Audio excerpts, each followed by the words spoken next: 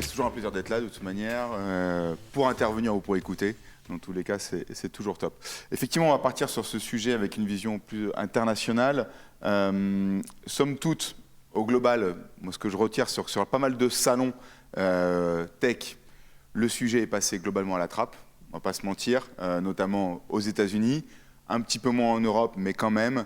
Et pour rebondir sur ce que tu as dit en intro, un salon où on en parle beaucoup, par exemple, c'est Slush. Mais bon, ça fait partie aussi de la culture Nordics, avec des business models associés et très pertinents sur le sujet. Alors, ce qui est certain, ce qui ressort en fait globalement, c'est que sur ces sujets-là, il y a une vraie problématique générationnelle chez les jeunes hommes, notamment aux États-Unis, un petit peu en Europe, mais c'est moins le cas, sur le taux de dépression dans ces populations-là. Il y a un problème de santé sociale globalement, parce qu'on est tous rivés sur nos téléphones, on est tous pris par l'urgence du moment dans nos métiers. Et ce qu'on se rend compte, c'est que, et là c'est là où il y a un lien avec le retail, le point de vente physique, c'est un lieu de rencontre, un lieu où on peut avoir des relations sociales.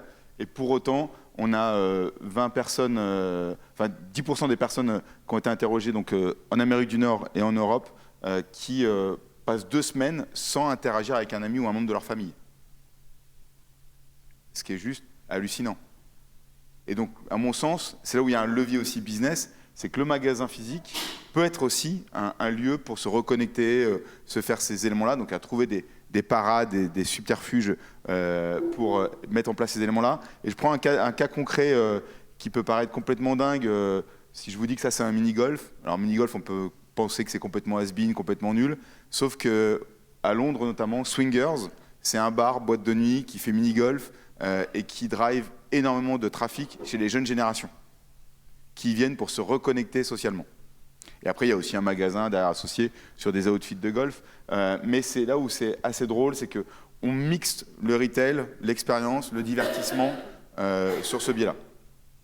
Pour répondre à ces problématiques-là, et je ne sais pas si vous étiez au courant, mais entre 2000, sur les 20 dernières années aux États-Unis, il y a eu 414 000 suicides d'hommes, soit plus que tous les morts de la Seconde Guerre mondiale américaine. Juste à cette dépression globale. On a aussi une problématique environnementale, au-delà de la problématique sociale, c'est le réchauffement climatique. Et la question qu'il faut se poser, est-ce que dans 20-30 ans, au rythme où on va pas devoir changer nos business models, nos horaires d'ouverture aussi en termes de magasins, parce qu'on va devoir vivre plus pendant la nuit. Il fera tellement chaud le jour, ce qui est déjà le cas plus ou moins dans certaines zones géographiques, et plutôt que de faire des centres commerciaux avec la clim à fond, est-ce que ça vaut pas, c'est pas mieux de réadapter notre façon de vivre pour vivre un peu plus la nuit quand les températures sont plus basses? Et est-ce qu'on crée des vrais produits, notamment, je parle sur le textile, la cosmétique, qui sont adaptés pour des fortes chaleurs? Est-ce qu'on ne doit pas repenser son business model en prévision de ces problématiques-là? Et concrètement, qu'est-ce que ça donne? Starbucks, c'est à peu près 40 000 points de vente dans le monde, Starbucks. Ils en ont vérifié 9 000 qu'ils ont fait auditer par des audits externes sur des pratiques plutôt éco-responsables. Et ils ont évalué que ces 9 000 magasins qui ont le label éco-responsable ont permis d'économiser 60 millions d'euros de coûts opérationnels, de fonctionnement, et notamment avec des gros impacts sur l'eau, la consommation d'eau et la consommation énergétique. Donc c'est des magasins qui ont intégré évidemment des panneaux photovoltaïques, des systèmes de recyclage d'eau, de récupération des eaux, de traitement des eaux pour éviter la surconsommation d'eau, et également en termes de mobilier, de repartir sur des matériaux recyclés également pour diminuer les coûts et diminuer l'impact carbone. Et du coup, ça coûte de l'argent, mais ça peut aussi diminuer les coûts au final sur le business. On a Whole Foods qui, lui, c'est plutôt parti sur une autre problématique qui est de partenariat d'investissement dans des startups, notamment Windfall ici, qui est une startup qui permet d'intégrer des microbes dans le sol, et notamment pour leurs fermes, dans lesquelles fermes laitières, et ils vont pouvoir capter, du coup, ce microbe va pouvoir capter le méthane et le réinjecter dans le sol. Donc, du coup, c'est un fertilisant naturel. Donc là, il y a, du coup, sur la problématique de la pollution des vaches, on a vu ces fameux débats sur est-ce qu'il faut arrêter de faire du comté ou pas. Moi, je suis team comté. Donc je vous le dis tout de suite, affiner 24 mois, c'est encore mieux. Donc il y a des solutions, en tout cas technologiques, via la biologie, qui permettent de diminuer les émissions de méthane sur les productions laitières, notamment par ce biais-là. Et Whole Food investit dans ces startups. On en parlait avec Barbara sur l'accessibilité quand on est en mobilité réduite dans les magasins. Alors, déjà, il faut savoir qu'il y a énormément de consommateurs qui sont soit avec des problématiques de handicap, soit qui ont des proches qui ont ces problématiques-là. Donc, ça fait partie du business, ça fait partie de vos clients. Est-ce que, du coup, mon magasin est adapté pour les accueillir? Est-ce que les produits sont placés au bon niveau, en tout cas sur certains types de catégories de produits, pour qu'ils soient accessibles en toute autonomie à certaines personnes en situation de handicap? Donc, c'est vraiment des questions qu'il faut se poser. Au global, en magasin, globalement, ça se passe plutôt bien. C'est plutôt une problématique d'accessibilité au magasin, notamment en zone urbaine, une ville comme Paris, qui n'est pas trop faite pour les personnes en situation de handicap, en tout cas moteur. Et donc, il y a des vrais sujets ici. Et on voit énormément de retailers qui travaillent, qui réfléchissent à pouvoir faire ce type d'action. On a vu des initiatives de magasins qui font les heures sans bruit pour les personnes atteintes d'autisme, et ainsi de suite. Et puis, je ne sais pas si vous étiez au courant, mais jusqu'au milieu des années 90, les études cliniques pharma mettaient des femmes de côté. Parce que pour les chercheurs, ils estimaient que les hormones féminines et les cycles hormonaux étaient des perturbateurs sur les résultats cliniques. Donc en fait, on a créé des médicaments pour les hommes et les femmes qu'avec des données masculines. Ce qui est quand même problématique. Parce que malgré tout, on ne fonctionne pas biologiquement de la même manière. Donc il y a des interactions médicamenteuses de principes actifs qui ne vont pas être optimum chez les femmes versus les hommes, parce que ces médicaments ont été développés principalement pour des hommes. Et d'ailleurs, si on parle des populations plutôt européennes, caucasiennes, et donc il y a tout un pan de population qui a été mis de côté par la pharma, et notamment les femmes. Et donc ici, vous avez Grupo Boticário, qui est une marque de cosmétiques brésilienne, qui a créé une fondation pour collecter des données autour de la santé des femmes, pour alimenter l'industrie pharmaceutique et les accompagner dans le fait d'intégrer de plus en plus de données féminines sur ces sujets-là, mais aussi développer des axes de recherche sur l'impact de la ménopause, sur des médicaments divers et variés en fonction des pathologies très spécifiques aux femmes qui ont été complètement mis, on parle de l'endométriose par exemple, qui ont été mis de côté par l'industrie pharma parce que pour eux, ce n'était pas un business lucratif. Donc là, on voit une action concrète auprès des femmes par cette société spécialisée dans les cosmétiques. Et vous verrez d'ailleurs, ils font énormément de choses. Ils font aussi du maquillage adapté pour les personnes en situation de handicap, comme je vous ai présenté au préalable. Et ils font énormément de choses. L'autre chose qu'ils font, c'est ça. C'est-à-dire que je vous ai parlé déjà sur d'autres conférences de l'hypervieillissement des populations. Je ne sais pas si vous êtes au courant, mais 20% des Gen Z, il est prévu qu'ils vivent jusqu'à au moins 100 ans. Donc en Europe, aux États-Unis. Une centaine d'années. Une petite fille qui est née en 2025 a 50% de chances de dépasser 104 ans, en moyenne. Donc on va vers un hypervieillissement des populations parce qu'aujourd'hui, dans le domaine de la santé, tout s'accélère, que ce soit dans la biologie de synthèse ou grâce à l'intelligence artificielle. Je ne sais pas si vous êtes au courant, mais en laboratoire, on arrive à recréer des cellules cérébrales. Et dans des tests cliniques, ils arrivent à traiter l'autisme, par exemple, par ce biais-là. Ils sont en train de déployer des traitements pour, justement, utiliser ces technologies-là pour traiter toutes les démences, toutes les maladies neurodégénératives. Donc on arrive à une accélération en fait, des traitements médicaux et qui va encore s'accélérer avec l'IA. Et vous voyez, en 2030, une personne sur 6 aura plus de 60 ans. En 2025, aux États-Unis, c'est la première fois de l'histoire qu'il y aura plus de soixantenaires et plus versus les moins de 18 ans. Donc ça veut dire aussi s'adapter en termes de business, s'adapter en termes d'offres, de produits, mais aussi en termes d'emploi. Et donc, encore une fois, Grupo Boticário fait la promotion pour recruter des femmes de plus de 50 ans. Parce qu'ils estiment que ce n'est pas une jeune femme ou un jeune homme de 25 ans au marketing qui saura vendre des produits à des femmes de 60 ans. Il vaut mieux avoir une femme de 60 ans pour parler à des femmes de 60 ans et qui comprendra tous les aspects pour avoir la bonne politique marketing, la bonne communication par ce biais-là. Donc ça, je trouve ça très intéressant là-dessus. Et on voit qu'il y a ces problématiques de l'emploi des seniors, en tout cas, il y a des débats, des sujets, même en France. Ce n'est pas le cas chez eux, parce qu'au contraire, ils font à l'inverse, ils vont faire la promotion d'employer des personnes avec de l'expérience et qui vont pouvoir cibler et parler au mieux à leur cible sur certaines gammes de produits. Donc ça, je trouve ça très, très pertinent et très intelligent. Alors maintenant, on se retrouve tous, quand on aura 90 ans, d'ici une cinquantaine d'années, hein, en pleine forme, pour la 1357e jeudi de la Retail Tech avec Mike. Ouais, il a pris de l'avance sur les cheveux, moi j'en les ai perdus, toi il a déjà gris. Mais voilà, donc c'est ça qui est intéressant en fait là-dessus, c'est de comprendre comment les marques, les enseignes s'adaptent aux évolutions de nos sociétés. Sachant qu'aujourd'hui, tout va beaucoup plus vite qu'auparavant. Donc il faut du coup intégrer ces éléments-là encore plus vite, être encore plus flexible.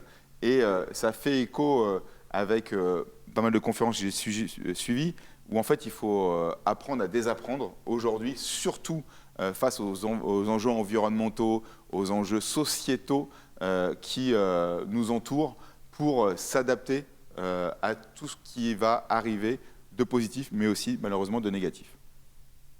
Costco,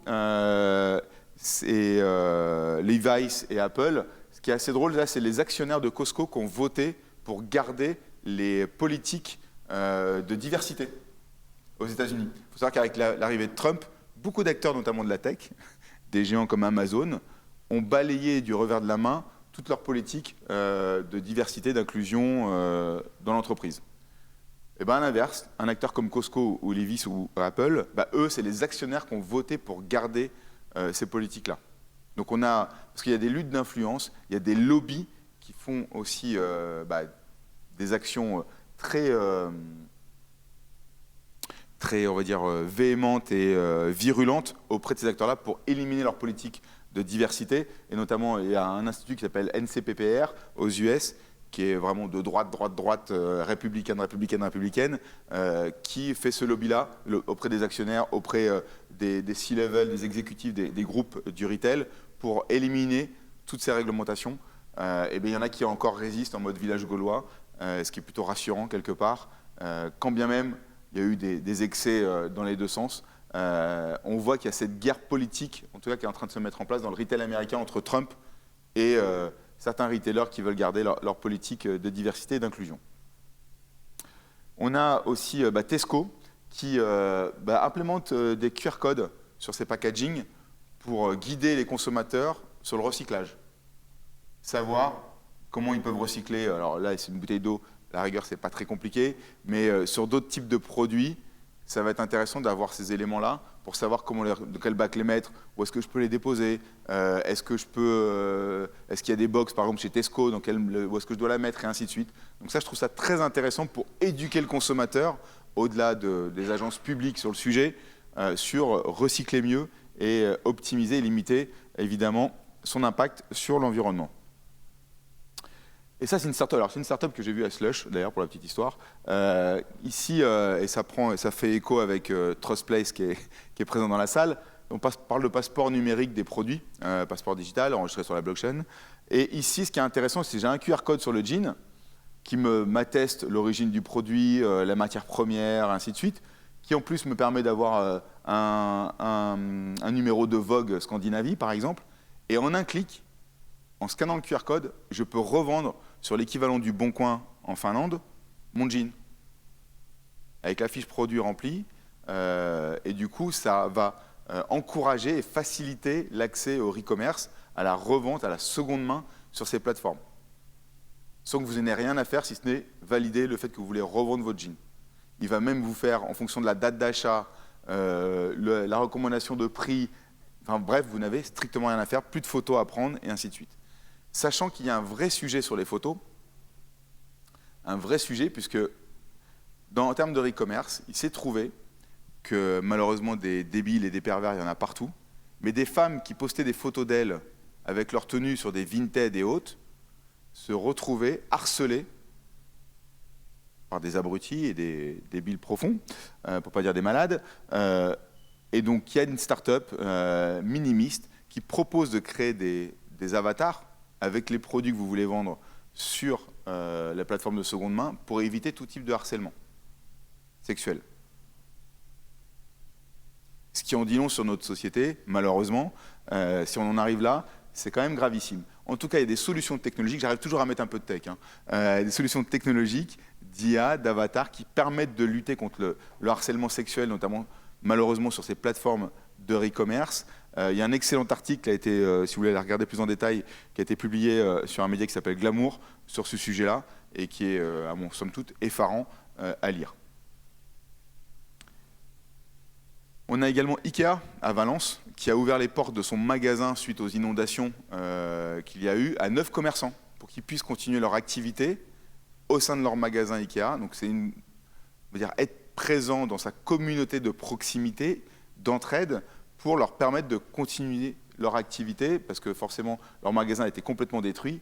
Et bien ça, Ikea à Valence l'a mis en place, et je trouve que c'est quelque chose de très bénéfique, très intéressant aussi, parce que le magasin, c'est aussi un point d'ancrage communautaire de la vie de quartier, de la vie d'une ville et de proximité. On a vu plusieurs fois aux US, dans les banques, des salles de réunion qui sont accessibles à tout le monde, qui deviennent des lieux de vie. Le magasin peut être aussi un lieu de vie. On peut redonner du sens à son business avec ses relations avec ses partenaires business, qui sont des petites boutiques ici, et du coup s'attacher et s'ancrer dans la communauté locale par ce biais-là.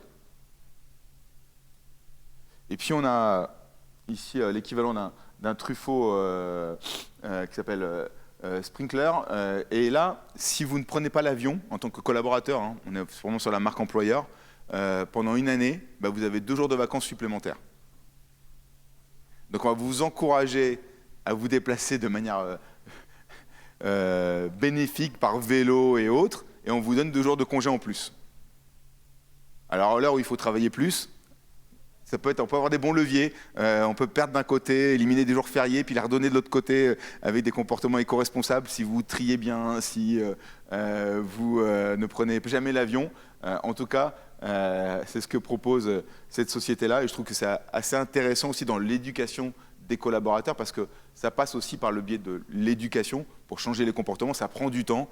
On voit qu'il y a du flou aussi dans les chiffres qui ont été mentionnés au préalable sur toutes ces actions-là, tous ces usages-là. Et bien ça, au moins c'est concret, et il y a un vrai bénéfice en tout cas à éduquer les collaborateurs et les consommateurs par ce même biais.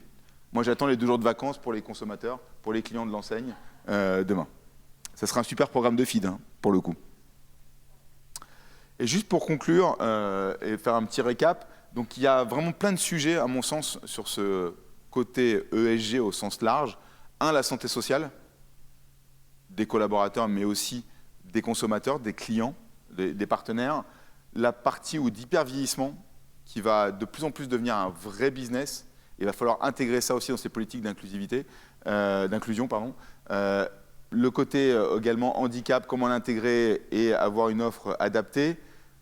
L'éducation des collaborateurs, la partie proximité avec sa communauté, la solidarité évidemment.